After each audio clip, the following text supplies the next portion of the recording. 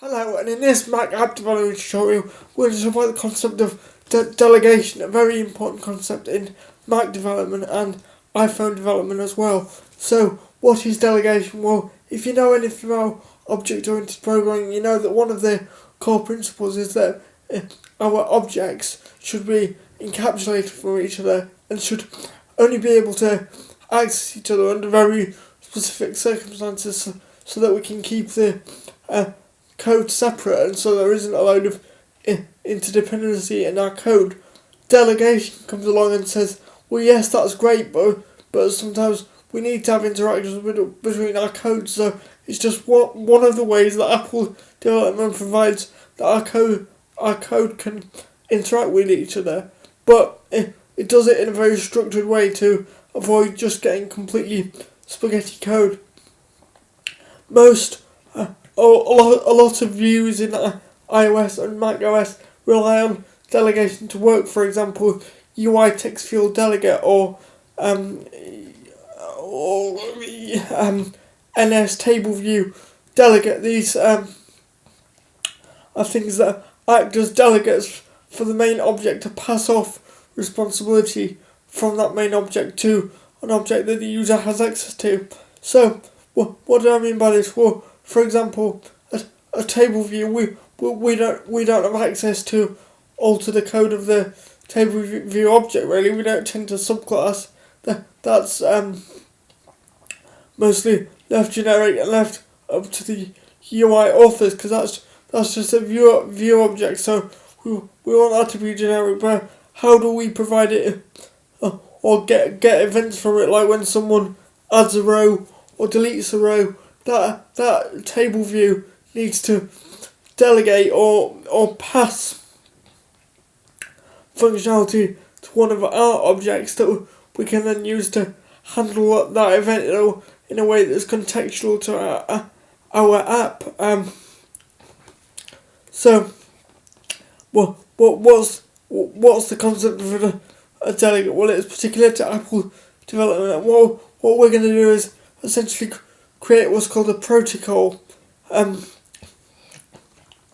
which is going to be a selection of methods or vars as well that any class or indeed in Swift any object can implement. And if it says it implements that protocol, we know that it implements a certain method or returns certain values.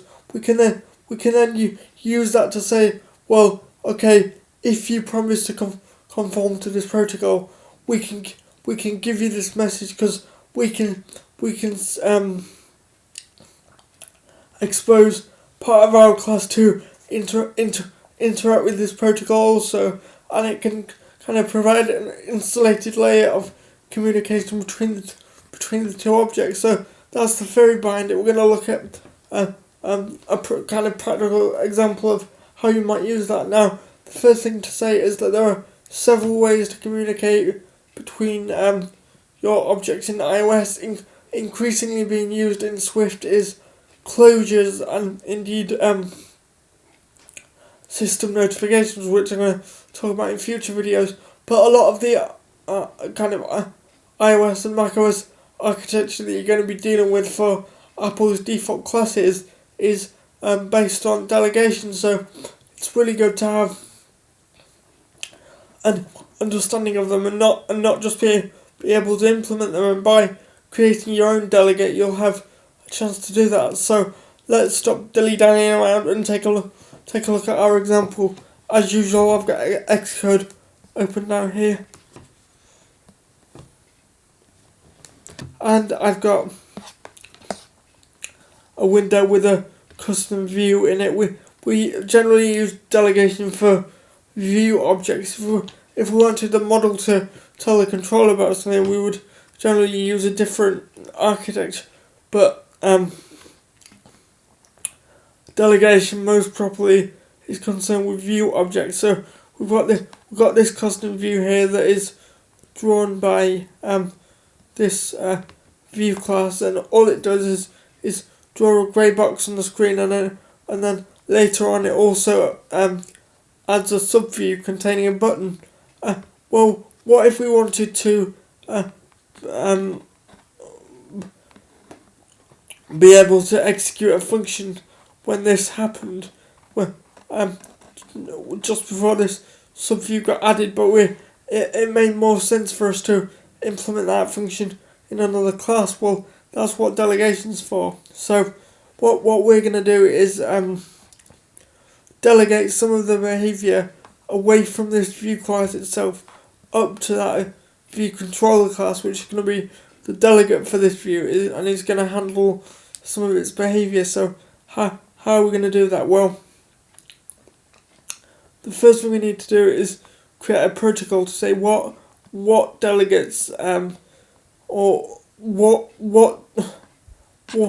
is the functionality that we want people that are a delegate for this class to be able to implement outside of the class, but in the same file for this class.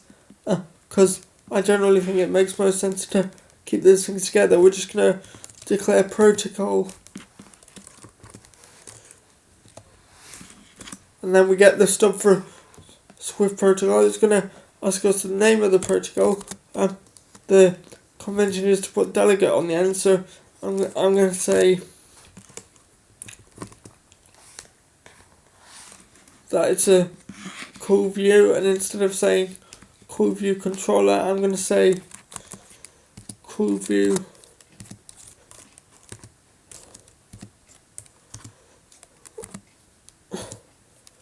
delegates.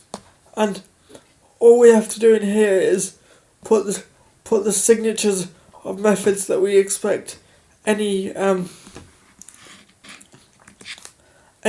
that's acting as our delegate to conform to. So what do we expect it to do?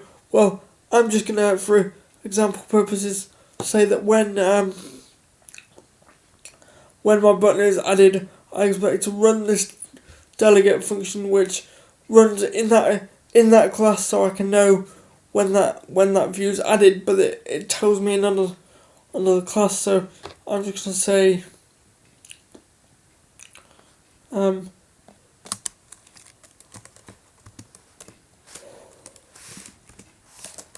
here we're just going to put the signature of the function, so just the kind of main bit of it, not the function body, because we're obviously going to implement that in the place that actually is the delegate. So I'm just going to say func button was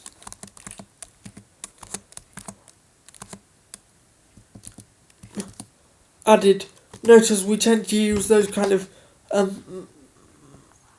modal verbs like button was added, view did appear, because we're talking about something that happened in another controller that we're now going to deal with in this object. So we have to specify the full function signature without specifying the function body. So I'm going to say that it takes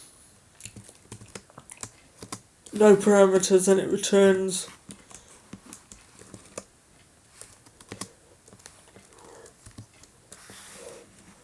void. But now in the rest of our file we can now assume that anything that conforms to this code view delegate is going to implement our delegate method, so we can then use it knowing that it's gonna have some implementation somewhere down the line. So just after my button's added and after when the fill's printed and before my button's added, I'm just going to say delegate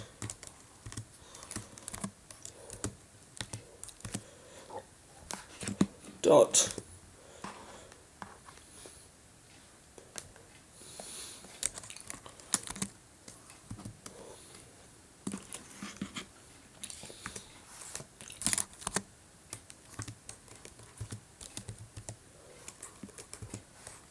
button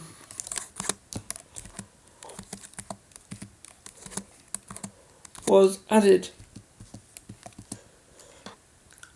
Right now it's not going to know what to do with that because that's just a protocol at the moment. We haven't actually said that anything implements that protocol. So we need to so we now need to set up the delegating class that conforms to that protocol and is going to run its function wherever we put it in that class. So let's go ahead and do that. Inside of my cool view controller, I'm going to decide that's where I want to do it. So I'm just going to say, in addition to being an NSView controller, it's also a cool view delegate. Now, if I run that, we should get a number of errors. But one is that we haven't conformed to the type of cool view delegate. Well, why haven't we conformed to it? Well, we said we were going to implement that method because wherever we have a reference to this protocol is going to be relying on the fact that we conform to that method. So I'm going to add in a stub for that method, and you see it's exactly the function we defined. So now that we're in our custom class and we receive this message, what do we have to do? Well, I'm going to say, I'm just going to print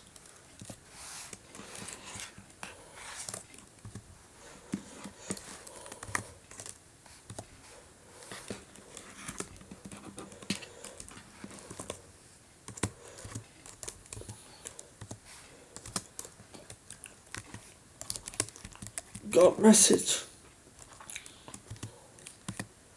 That doesn't mean anything to us right now because although we implement this protocol, we're not using it anywhere. The power of it now is to say, we now need a reference from our view,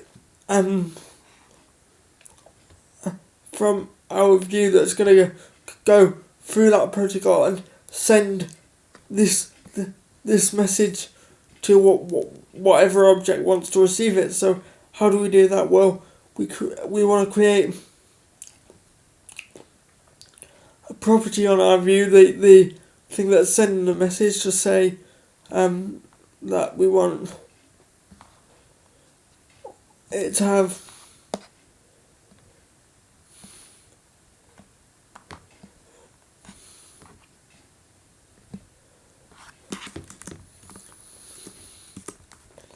a weak var on it, and this is exactly what the Apple APIs do. That is equal to, that is called the delegate,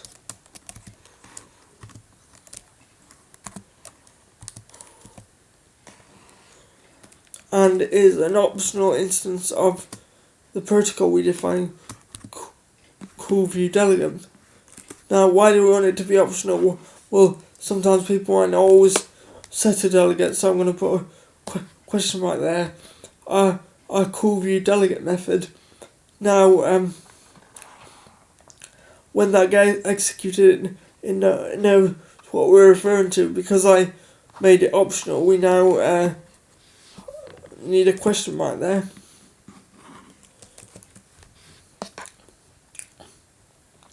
What's this bit saying? Well, we want a weak reference to this object because what if someone doesn't want to set the delegate? We don't want a strong reference to this object in memory because that would just use up way too much memory. So why isn't it allowing us to have a weak reference? Well, delegation isn't a native Swift thing. There are better APIs in Swift to give us what delegation could give us. So this is not a native Swift API. So in order to be able to allow us to have a weak delegate, we need to expose it to the Objective-C runtime. Well, how do we do that? Well, we say that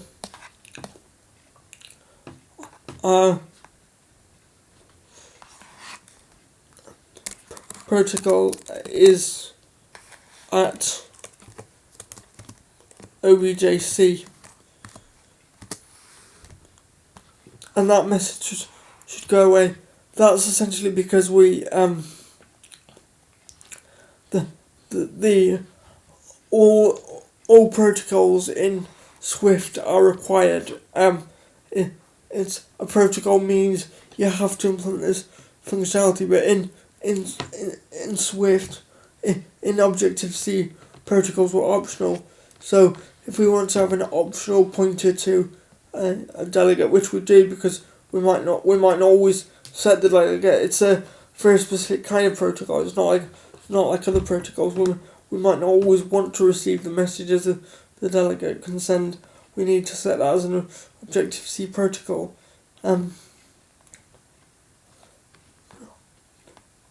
Now it's now saying that we don't have a delegate class, which I'm just going to reset that there, and hopefully when we set everything that will go away. But now what's the problem? Well, we haven't set this delegate anyway. Normally when you have a table view, you say what the delegate is, and that essentially means you're setting that weak value. You're setting that the delegate property in this case is our core view controller. Well, how are we going to do that? Well, I'm going to expose this to interface builder so we can create an outlet to that object. Well, how do I do that? Well, I simply put in front of this weak bar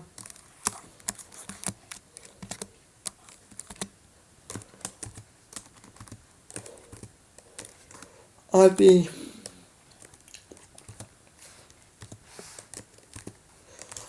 outlet. So I now have a class that's set up to receive the interaction and a class that's set up to kind of send the interaction, but they don't know about each other. So how do we set that up? Well, because delegation is primarily to do with views, not like other kinds of notifications, I like to do that in interface builder. So if I click on our main interface file and I right click my view, because that's what's got the delegate property, we should see that we have a delegate outlet there. So that's how outlets are defined. They're nothing more than just custom vars that Apple have added that have got that IB outlet modifier on them. So what's the delegate that we want? Well, it's this view controller.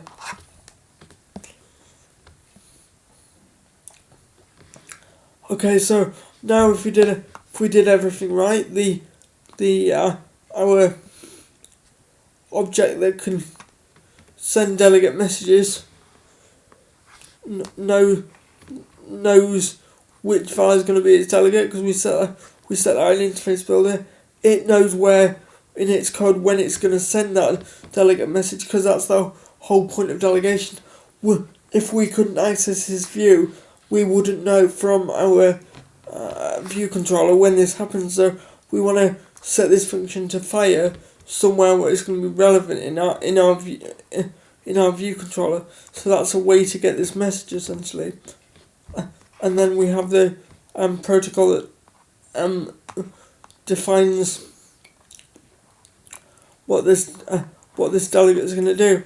So hopefully, if we run this,